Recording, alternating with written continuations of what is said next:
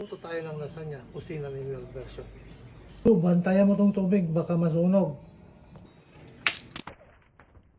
Hindi naman ibang kutsilyo na gamit ko.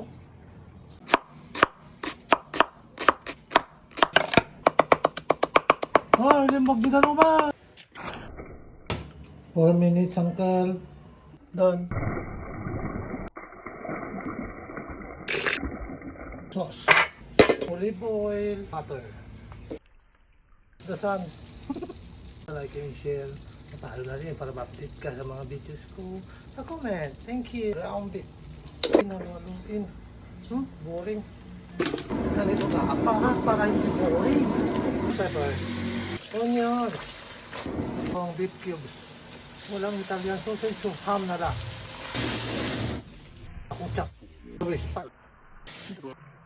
Mix them to add some creaminess. Before anything done. Start na tayo sa layering. Ang bango. Spread mo siya, best. Ayun. One layer. Ulitin ko lang po, kusina ni Mel version to ng lasagna ha. Since mahal ang mozzarella cheese at ito yung available sa market, yung easy melt cheese. Layer ulit. Third layer, lagay tayo ng cheddar cheese. Layer ulit. Bitin ng cheese. Melted cheese ulit. Foil best. Done. Ay, gabi na pero nagluluto pa rin. 150 Fahrenheit in 35 minutes. Itong mahirap. Sa uling, walang adjustment. Tansyahan lang, kaibigan.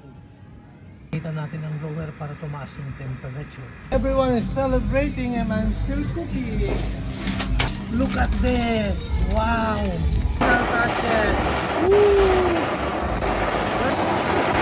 No! Wow! Okay, oh! I'm so done with this, baby. Happy New Year, everyone! Lasagna's done. Enjoy your holiday.